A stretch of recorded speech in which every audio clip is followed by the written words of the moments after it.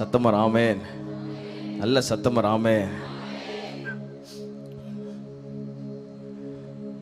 அவரை ருசிச்சு பார்த்தவங்களுக்கு தான் அந்த அருமை புரியும். புதிதாக வந்தவர்கள் ஒருவேளை நினைக்கலாம், என்ன பாட்டு ரொம்ப நேரம் பாடுறாங்க, ஏன் ஆராதிக்கும் போது அழுகுறாங்க? துக்கத்தினால அழுவில்லைங்க, அவர் நல்லவர் நினைச்சு அழுகிறோம். ஆமென். துக்கத்தினால ஒரு நாளும் இங்க நின்று அழல.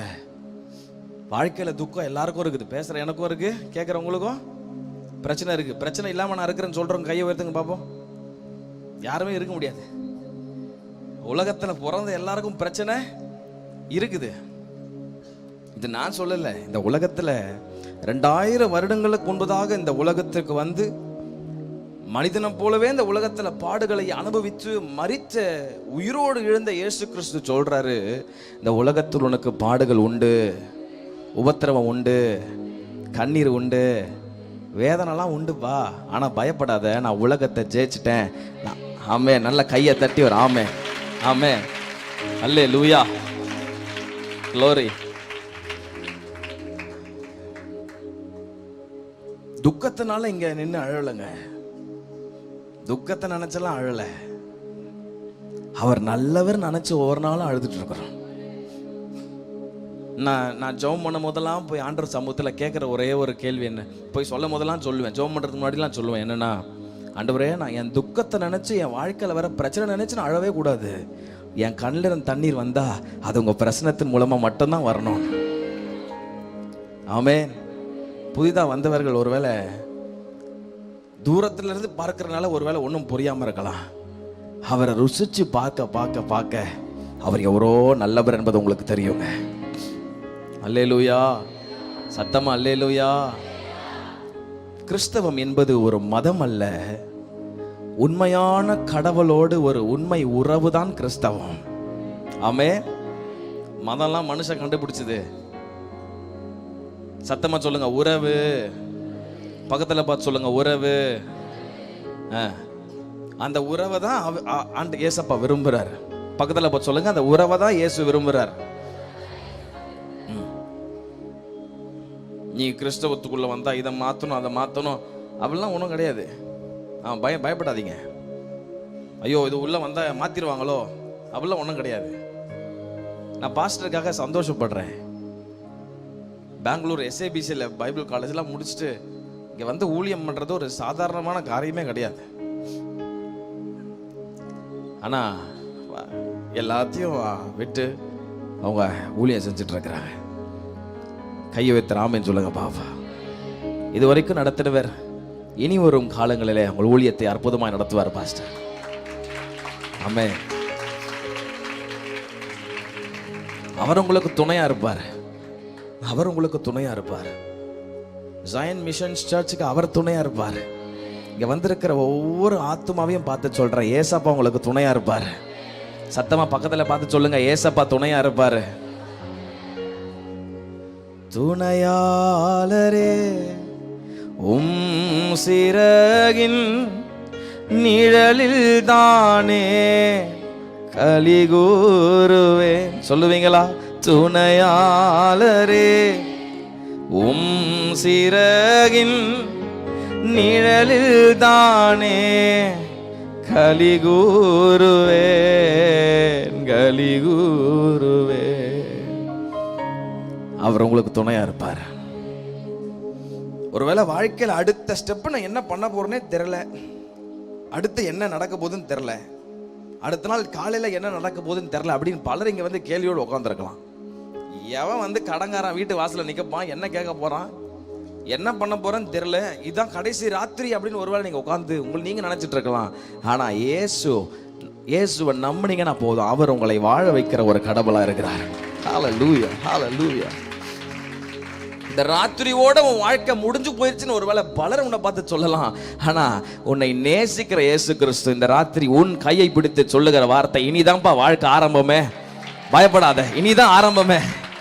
நல்லா கொஞ்சம் கையை தட்டி நம்புறவங்களா கையை தட்டி ஒரு ஆமேன்னு சொல்லுங்களேன், இனிதான் ஆரம்பம். ஆமென். சத்தமர் ஆமென். பாஸ்டர் ஒரு அழகான வார்த்தை சொன்னாங்க, வாங்க எதுவும் நடக்கலாம் திரும்பி போங்க அப்படின்னு ஒரு சேலஞ்சாக சொன்னார். ஆமாம், இங்கே உள்ள வந்துட்டா நீங்கள் போதும், அதுக்கப்புறம் அவர் பார்த்துப்பாரு. அல்லேலூயா. என்னுடைய ஏக்கம் என் விருப்பம் எல்லாம் ஏதோ சும்மா வந்து பாட்டு போனோம்லாம் கிடையாது. ஒவ்வொரு ஆத்மாவும் ரொம்ப விலையேற பெற்றது, ரொம்ப விலையேற பெற்றது. நான் ரீசெண்டாக ஒரு காரியத்தை படிச்சுட்டு இருந்தேன், ரொம்ப வேதனையாயிருச்சு. இந்த உலகத்தில் எது தெரியுமா மோசமான சாவு? என்ன நினைக்கிறீங்க? ஏன்டா நல்ல வார்த்தையை பேசக்கூடாதா அப்படின்னு நீங்க பாக்குறீங்க, தெரியுது. ஆமா, நான் உங்களை பார்த்து ஒரு கேள்வியை கேட்கிறேன், எது மோசமான சாவு தெரியுமா அந்த உலகத்துல? என்ன நினைக்கிறீங்க நீங்க? சொல்லுங்களேன். நீங்க என்ன பாக்குறத பார்த்தா ஒரு பயமா இருக்கு, ஒரு மாதிரி பாக்குறீங்க. ஆமா, எது தெரியுமா மோசமான சாவு? என்ன பொறுத்த வரைக்கும் ஒரு மனுஷன் இயேசு இல்லாம சாகுறது இந்த உலகத்துல ஒரு மோசமான சாவு. ஆமென், சத்தமர் ஆமென். இயேசு இல்லாம ஒரு நாள் சாகவே கூடாதுங்க. இந்த உலகத்தில் நடந்து கொண்டிருக்கிற சராசரி சாவுகளை நான் நேற்று உட்காந்து படிச்சுட்டு இருக்கும்போது ரொம்ப தூக்கி வாரி போட்டுச்சு. ஒரு நாளைக்கு இயேசு கிறிஸ்து இல்லாம சாகிற டெத் ரேட்ஸ், நான் சொல்றேன் சில காரியத்தில் சொல்றேன், ரொம்ப கஷ்டமாயிருச்சு.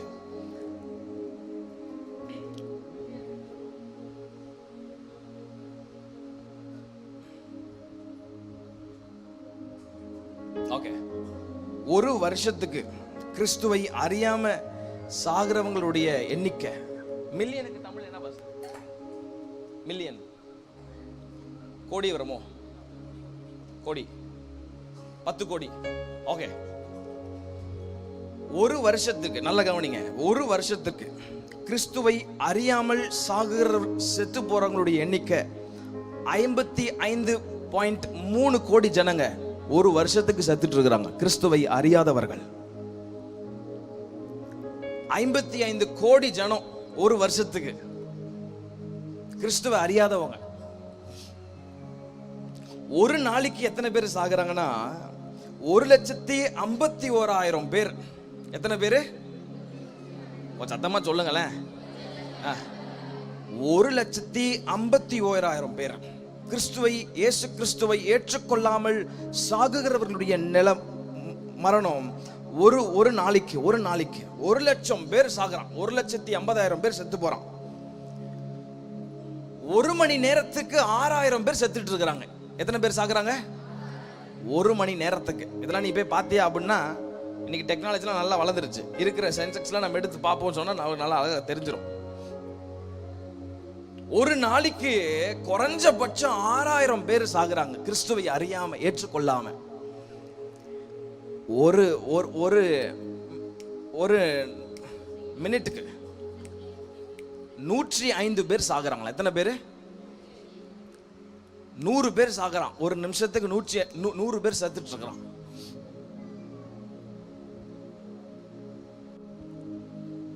கிறிஸ்தவம் இந்த உலகத்தில் ஆரம்பிக்கப்பட்ட பொழுது ஒரு சிறிய கூட்டமாக இயேசுவை பின்பற்றுகிறவர்கள் அவரோடு கூட சென்று சீஷர்களை அவர்கள் ஆதாயம் பண்ணினார்கள். இயேசு கிறிஸ்து இந்த உலகத்திற்கு அப்புறம் அவர் பரமேறினதுக்கு அப்புறம் பரிசுத்த ஆவியானவரால் நிரப்பப்பட்ட தம்முடைய சீஷர்கள் மூலமாய் சபை ஒவ்வொரு நாளும் வளர்ந்து கொண்டே இருந்தது. இப்ப கிறிஸ்தவம் ஒவ்வொரு நாளும் பெருகிட்டே இருந்துச்சு. ஏறக்குறைய இந்த உலகத்துல 7 கோடி கிறிஸ்தவர்கள் இருக்கிறாங்களா? எத்தனை பேர் இருக்கிறாங்க? இதை தெரிஞ்சு நான் என்ன பண்ண போறேன்னா, தெரியுது, நல்ல விஷயம், தெரிஞ்சு வச்சுக்கணும் எல்லாத்தையும். அல்லேலூயா சொல்லுங்க, அல்லேலூயா. அப்படின்னு பார்த்தா வெறும் 30% தான் இயேசுவை ஏற்றுக்கொண்டவர்களா இருக்கிறாங்க இந்த உலகத்துல. வெறும் 30%. வெறும் 30%. இயேசு அறியாம யாரும் சாகக்கூடாதுங்க. நான் ரொம்ப வருத்தத்தோடு பாரத்தோடு சொல்றேன், இங்க வரும்போதெல்லாம் ஜெபம் பண்றேங்கிறப்பா, இங்க வந்திருக்கிற ஒவ்வொருவரையும் தொடுங்கப்பா. அவங்க இருதயத்துல நீங்க எப்படியாச்சும் கிரியை செய்யணும் ஐயா. கை உயர்த்தி ஆமென் சொல்லுங்க பாப்போம். இயேசு அறியாம சாகுறது ரொம்ப ரொம்ப மோசமான சாவுங்க அது. இந்த ராத்திரி ஏசப்பா உங்களோட பேசிட்டு இருக்கிறாரு. இயேசு அறியாம ஒரு நாளும் சாகாதீங்க. ஏசப்பா இந்த உலகத்தை விட்டு போகும்போது ஒரு வார்த்தை சொல்லிட்டு தான் போனார். நான் எப்படி போறேனோ அப்படியே தான் திரும்பி வருவேன்னு சொல்லிட்டு போனார். அல்லேலூயா. கேள்விப்பட்டிருக்கிறீங்களா? ஏசப்பா திரும்பி வர போறார், கேள்விப்பட்டிருக்கீங்களா? நீங்க நம்புறீங்களோ நம்பலையோ, பைபிள் சத்தியம் உண்மையானது. வேதம் சொல்லுகிறது, நான் போகிறேன், மறுபடியும் அப்படியே திரும்பி வருவேன்னு சொல்லியிருக்கிறார் ஆண்டவர். ஆமென். அவர் வர்றதுக்கு முன்னாடி சில அடையாளங்கள்லாம் நடக்கும்னு சொல்லிட்டு தான் போனார். என்ன நடக்கும்? நான் புதிதாக வந்தவர்களுக்காக நான் சொல்லிட்டு இருக்கிறேன் எல்லாத்தையும். ஆமா, நல்ல ஆண்டவரோடு இருக்கிற விசுவாசிங்க, அது நீங்க கவனிங்க. நான் எப்படி போறேனோ அப்படியே திரும்பி வருவேன். நிறைய பேர் சொல்லுவாங்க, அவர் எங்க? இப்ப நீங்க கிறிஸ்தவர்கள் பல வருஷமா சொல்லியிருந்தாண்டாகிறீங்க, வராரு வராருன்னு. எங்கடா வராரு? உங்க தாத்தா காலத்துலேருந்து சொல்லியிருந்தாங்கிறீங்க. புலி வர கதையா இருக்கு, வராரு வராருன்னு. ஒன்றும் வர்றத ஒன்றும் கதையே கிடையாது அப்படி நிறைய பேர் கேள்வி கேட்பாங்க. அப்படி கேள்வி கேட்கிறவர்களுக்கும் ஒரு வார்த்தை எழுதிட்டு தான் போயிருக்கிறார். என்னன்னா, தாமதிக்கிறார் என்று சிலர் எண்ணுகிறபடி கர்த்தர் தமது வாக்கு தத்தங்களை குறித்து ஒரு நாளும் தாமதியாயிராமல். என்ன வாக்கு தத்தம்? நான் எப்படி போறேனோ அப்படியே திரும்பி வருவேன்னு சொன்ன வாக்கு தத்தத்தை குறித்து தாமதியாயிராம, ஒருவனும் கெட்டு போக கூடாதபடி எல்லாரும் மனம் திரும்ப வேண்டும் என்று அவர் நம்மேல் நீடிய பொறுமை உள்ளவராக இருக்கிறார். நல்ல கையை தட்டி ஏசப்போ. ஆமென்.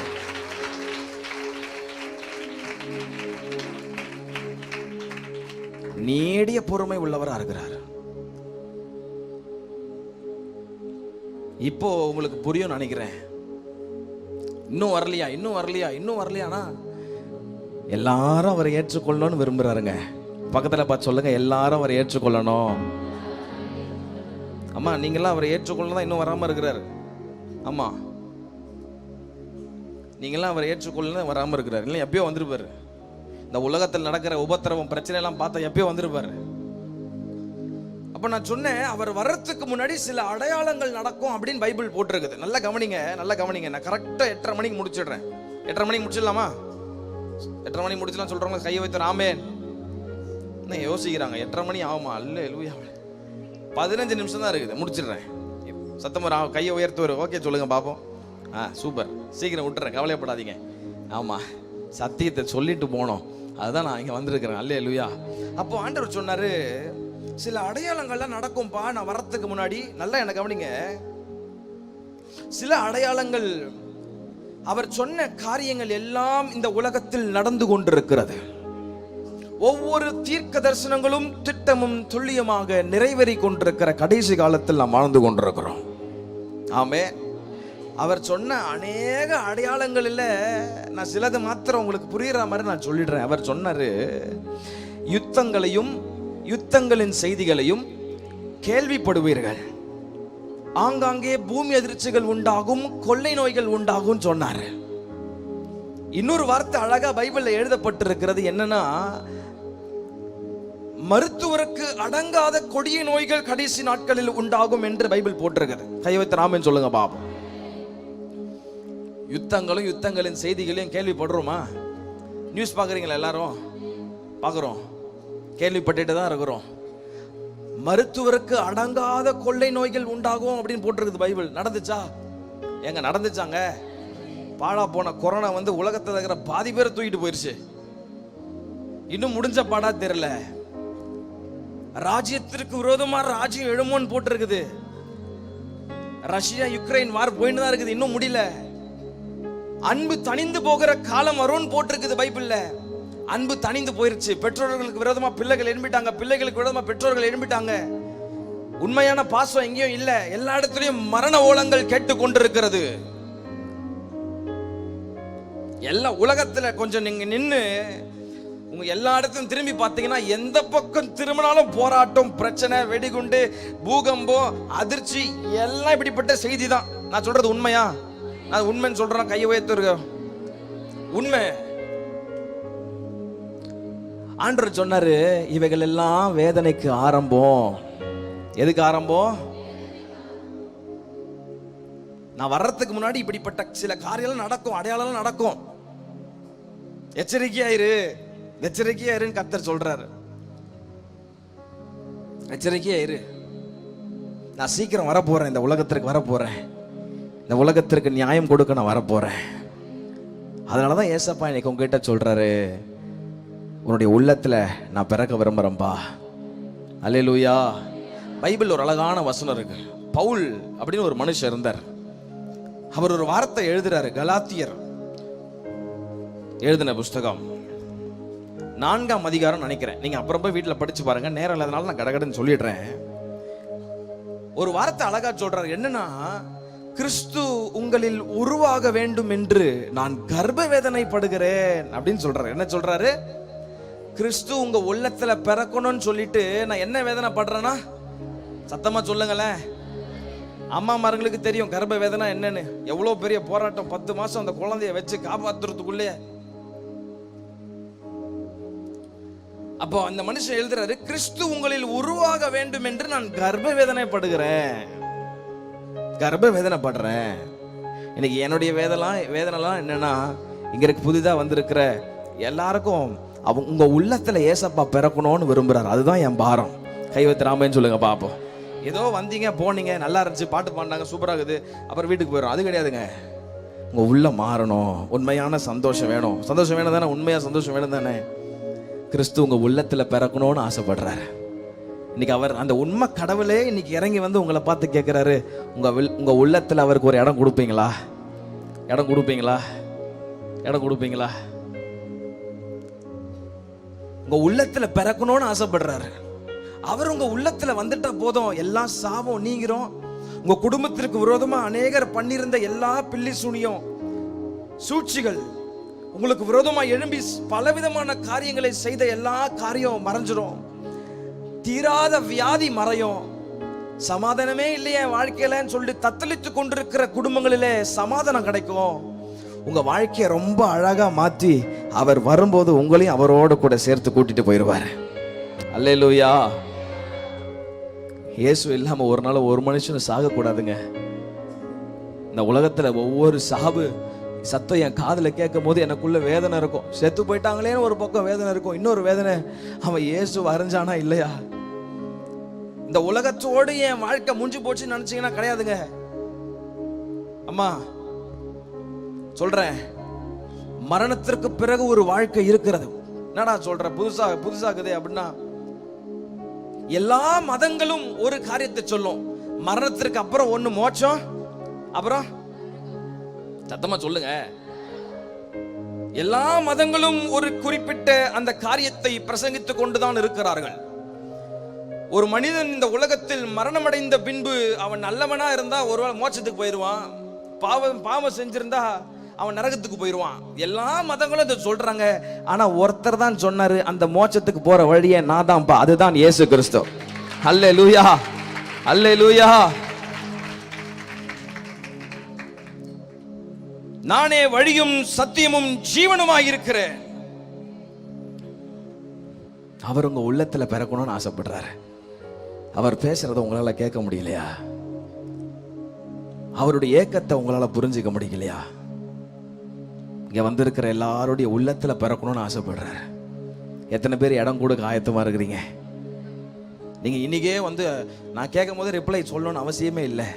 நீங்க வீட்டில் போயிட்டு தூங்கும் போது இங்க நடந்ததெல்லாம் கொஞ்சம் அப்படியே யோசிச்சு பார்த்து ஒரு 10 நிமிஷம், ஏசப்பா நீங்க உண்மையான கடவுளா இருந்தா என் வாழ்க்கையில் இருக்கிற எல்லாத்தையும் மாற்றுங்க, நான் என்னுடைய இருதயத்தில் உங்களுக்கு நான் இடம் தரேன்னு ஒரு வார்த்தை உண்மையா நீங்க சொன்னா போதுங்க. இருக்கிற இடத்துல கர்த்தர் உங்களோடு கூட வந்து உங்கள் இருதயத்தை ஆளுகை செய்ய அவர் போதுமானவராக இருக்கிறார். ஆமென். சத்தமர் ஆமென். நல்ல சத்தமர் ஆமென். நான் எடுத்துட்டு வந்தது வேற செய்தி, ஆனா ஆவியானவர் வேற நடத்துறாரு. அவர் உங்க உள்ளத்துல பிறக்கணும்னு ஆசைப்படுறாரு. பக்கத்துல பார்த்து சொல்லுங்க, உங்க உள்ளத்துல பிறக்கணும்னு ஆசைப்படுறாரு. உங்க உள்ளத்துல அவருக்கு இடம் கொடுப்பீங்களான்னு கேளுங்க பக்கத்துல பார்த்து.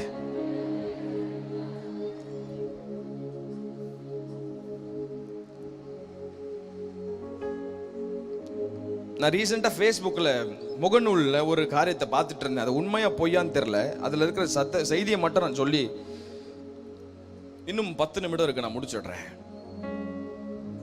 ஒரு நாள் ஒரு மனுஷன் ஒரு டீ கடை ஓரமாக உட்காந்து புலம்பிட்டு இருந்தானா. என்ன புலம்புனானா, இந்த உலகத்தில் நடக்கிற போராட்டத்தெல்லாம் பார்த்தா ரொம்ப பயங்கரமான போராட்டமாக இருக்குது. தமிழ்நாட்டில் ஒரே போராட்டமாக இருக்குது அப்படின்னு புலம்பிட்டு இருந்தானோ. அப்போ அந்த கடை ஓரமாக ஒரு வயதானவர் ஒருத்தர் வந்தாராம். அவர் சொன்னாராம், போராட்டம் எங்கே எல்லா இடத்துலையும் தான் இருக்குது, உனக்கு ஒன்று தெரியுமா, தமிழ்நாட்டை குறித்து பரலோகத்தில் பெரிய போராட்டம் நடந்துருக்குது அப்படின்னு சொன்னாராம். என்ன சொன்னாராம்? தமிழ்நாட்டை குறித்து பரலோகத்தில் பெரிய குழப்பமே நடந்துட்டு இருக்குது, போராட்டம் நடந்துருக்கு. உடனே டீ கட்டில் உட்காந்துக்கிறவர் சொன்னாராம், ஏயா இது கொஞ்சம் சொல்கிற மாதிரி நம்புற மாதிரி இருக்குது, பரலோகத்தில் எப்படியா தமிழ்நாடு குறித்து குழப்பம் நடக்கும் அப்படின்னு ரெண்டு பேருக்கும் பேச்சு வர, அந்த வழி ஓரமாக நடந்து வந்து அந்த நபர் சொன்னாராம், ஆமாம் உண்மை, பரலோகத்தில் ஒரு பெரிய போராட்டம், பரலோகமே இப்போ ரொம்ப கதி கலங்கி போயிருக்குது. ஏன்னா பிதாவானவர் தூதர்களெல்லாம் கூப்பிட்டு சொல்லிட்டாரு, இயேசு கூப்பிட்டு சொல்லிட்டாரு, இந்த உலகத்தில் நடக்கிற பிரச்சனை கண்ணீர் எல்லாம் என் சமூகத்திற்கு எட்டிருச்சு, அதனால நீ உடனே போயிட்டு என் பிள்ளைகளெல்லாம் கொண்டு வரணும், இந்த உலகத்திற்கு ஒரு முடிவு காலம் வந்துருச்சு, நீ உடனே கீழே போனோம் அப்படின்னு சொன்னா, தேவ தூதர்கள் எல்லாரும் எக்காலத்தை எடுத்துக்கொண்டு ரொம்ப சந்தோஷம் ஆயிட்டாங்களாம். ஒரே சந்தோஷம். ஏன்னா இந்த உலகத்திற்கு ஒரு முடிவு வந்துருச்சு, ஏசப்பா பூமிக்கு போக போறாரு, மறுபடியும் இந்த மனித குலம் எல்லாம் நம்மளோடு சேர்ந்து ஆண்டவர் ஆராதிக்க போறோம் அப்படின்னு ஒரு பெரிய சந்தோஷம் எல்லா தூதர்களுக்கும், முழு பரலோகத்திற்கும் ஒரு பெரிய சந்தோஷம் உண்டானா, ஏசப்பா மாத்திரம் அமைதியா ஒரு ஓரமா கண்ணீர் வடித்தவரா அவர் நின்றுட்டு இருக்கிறார். அவர் சொன்னாராம் பிதாவை பார்த்து, அப்பா நான் இப்போ போனேன்னு சொன்னா ரொம்ப கொஞ்சமான ஆட்களை தான் கொண்டு வர முடியும், எனக்கு இன்னும் கொஞ்சம் அவகாசம் கொடுங்க, நான் இன்னும் அநேகரை ஆயத்தப்படுத்தணும், இன்னும் நிறைய பேர் என்னை ஏற்றுக்கொள்ளாம இருக்கிறாங்க, நான் இன்னும் அவங்களெல்லாம் ஆயத்தப்படுத்தணும், எனக்கு இன்னும் கொஞ்சம் அவகாசம் கொடுப்பீங்களான்னு கேட்டா பிதாவானவர் சொன்னாரா, இல்லப்பா என் பிள்ளைகள் கஷ்டப்படுறதெல்லாம் போதும், என் கண்ணீர் அவங்க சமூகத்தில் என் சமூகத்தில் எட்டி வந்துருச்சு, அதனால நீ உடனே போய் கூப்பிட்டுட்டு வா அப்படின்னு சொன்னா, மறுபடியும் ஏசப்பா சொல்றாராம், இல்லவே இல்லை ஆண்டவரே, நான் இப்போ போனா ரொம்ப கொஞ்சம் பேரை தான் கூட்டு வர முடியும், ரொம்ப கொஞ்சம் பேர் தான் ஆயத்தமா இருக்கிறாங்க என் வருகைக்காக, இயேசு கிறிஸ்துவை ஏற்றுக்கொண்டவர்கள் கொஞ்சம் பேர் தான் இருக்கிறாங்க, இப்போ நான் போனா கூட்டு வர முடியாது, எனக்கு இன்னும் கொஞ்சம் அவகாசம் கொடுங்க அப்படின்னு பேசிட்டு இருந்தாங்களாம். அப்போ இந்த டீ கடைக்காரர் டீ குடிச்சிருந்தவர் அந்த ஓரமாக வந்தவரை பார்த்து கேட்டாராம், இதெல்லாம் கொஞ்சம் நம்புற மாதிரியா இருக்குது, நீங்கள் சொல்கிறத பார்த்தா ரொம்ப கதை விடுற மாதிரி இருக்குது, ஏங்க எப்படி அநியாயத்துக்கு போய் சொல்கிறீங்க அப்படின்னு சொன்னா, அந்த டீ அந்த அந்த அந்த ஓரமாக வந்த அந்த வயதானவர் சொன்னாராம், நான் அங்கிருந்து தான் வந்திருக்கிறேன்னு சொல்லிட்டு ஒரு நிமிடத்தில் அவர் மறைந்து போனார்.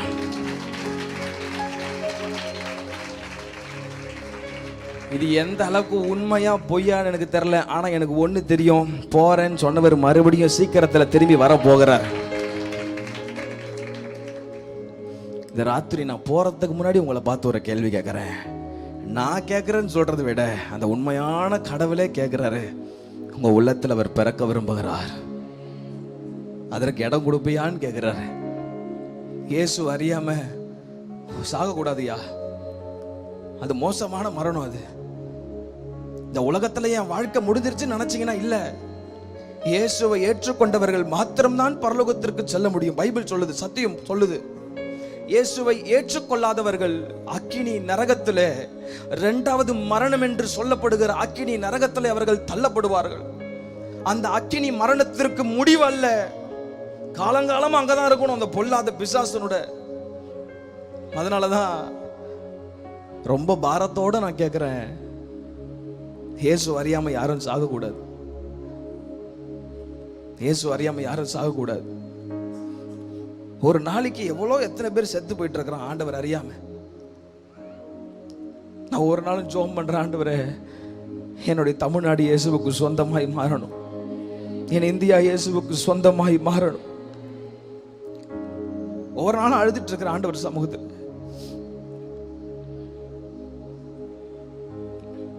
ஏசப்பா உங்களோட பேசிட்டு இருக்கிறார், ஒவ்வொருவரும் கூட அவர் உங்க உள்ளத்தில் பிறக்க விரும்புகிறார். இந்த ராத்திரி அவருடைய சத்தத்தை கேட்டு நீங்க எதுவுமே மாத்த தேவையில்லைங்க, என் உள்ளத்துல வாங்க ஏசப்பான்னு உண்மையா சொன்னா போதும், அடுத்த நிமிஷமே உங்க இதயத்துல வருவார், உங்க வாழ்க்கை மாறும். அது என்னால ரொம்ப சேலஞ்ச் பண்ணி சொல்ல முடியும், என்னால சேலஞ்ச் பண்ணி சொல்ல முடியும். இயேசுவை அறியாம யாரும் சாகவே கூடாது. ஒரு வசனத்தை சொல்லி நான் முடிக்கிறேன்.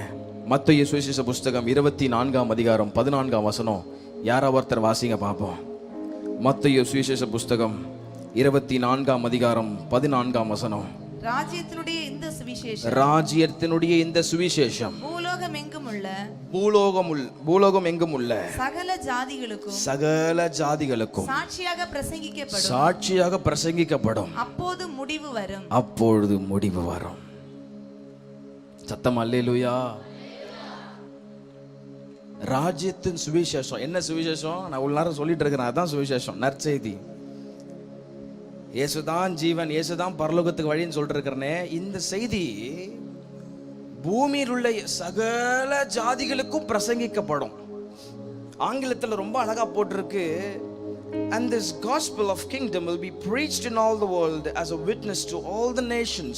nation போட்டிருக்கு.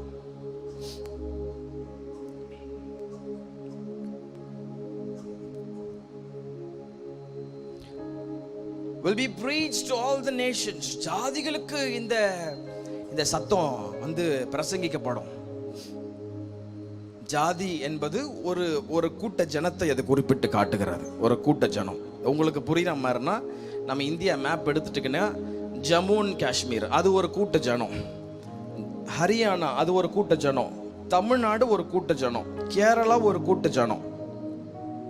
இந்த சுவிசேஷம் எல்லா இடங்களிலும் பிரசங்கிக்கப்பட வேண்டும். அப்பொழுது முடிவு உடனே வரும். அப்படித்தானே போட்டிருக்கு. அப்படின்னா ஒரு 2 நாட்களுக்கு முன்னாடி ஒரு 2 மாதங்களுக்கு முன்னாடி ஒரு ஊழியரோடு பேசிட்டு இருந்தேன். அவர் ஆண்டவரோட நெருக்கமாக நடக்கிற ஒரு மனுஷன். அவர் சொன்னார், ஏன்பா அப்படின்னு பார்த்தா இந்த உலகத்தில் எல்லா இடத்துலும் சுவிசேஷமும் பிரசங்கப்பட்டு இருக்கிறது. எல்லா இடத்துக்கும் சுவிசேஷம் போய் சேர்ந்துருச்சு. எல்லா இடத்துக்கும் போய் சேர்ந்துருச்சு. ஒரு குறிப்பிட்ட எல்லா கூட்டத்தாருக்கும் போய் சேர்ந்துருச்சு. இன்னும் ஆண்டவர் ஏன் தாமதிக்கிறார்னா, அவங்க ஆண்டவர் கிருபையா இந்த நேரத்தை கொடுக்கிறார். என்னை ஏற்றுக்கொள்ளணும். இந்த ராத்திரி இங்க இருக்கிற ஒவ்வொருவரோடும் பேசிட்டு இருக்கிறாரியா. அவர் இருதயத்தில் நீங்க உங்க இருதயத்தில் அவர் பிறக்கணும்னு விரும்புறார். இருக்கிற இடத்துல எல்லாரும் கண்ணை மூடி எழும்பி நில்லுங்க. நான் இன்னைக்கு சொல்லிட்டு நான் போயிடுவேன். ஆனா இயேசு உங்களை ரொம்ப ரொம்ப நேசிக்கிறார். உங்களை நடத்த விரும்புறாரு. உங்களோட ஒரு உண்மையான உறவு வச்சுக்க விரும்புறாரு. நீங்க அழிந்து போவது அவருக்கு சித்தமே அல்ல. நீங்க நரகத்துக்கு போவது அவர் விரும்பவே அல்ல. உங்களை ரொம்ப நேசிக்கிறனாலதான் இன்னைக்கு இப்படிப்பட்ட கூட்டத்தெல்லாம் ஒழுங்கு பண்ணி எங்க இருந்தோ எங்களெல்லாம் கொண்டு வந்து அவர் நேரடியாக அவங்களோட பேசிட்டு இருக்கிறாரியா. இயேசு அறியாம யாரும் சாகக்கூடாதியா. எல்லாம் கண்ணை மூடி வலது கரத்தை ஆண்டவருக்கு நேரம் உயர்த்தி, இயேசுவே என் தெய்வமே, என் மேல் மனம் இறங்கும். சத்தத்தை உயர்த்தி சொல்லலாமா? இயேசுவே என் தெய்வமே, அப்பா என் மேல் மனம் இறங்கும். முள்மூடி ஆங்கி ஐயா காயப்பட்டி, முள்மூடி ஆங்கி ஐயா காயப்பட்டி, நீர் எனக்காக பலியானி. சொல்லுங்க ஐயா. நீர் எனக்காக பலியானி, என்னை மன்னியும் தெய்வமே. இந்த ஒரு விசை மன்னியுமே. என்னை மன்னியும்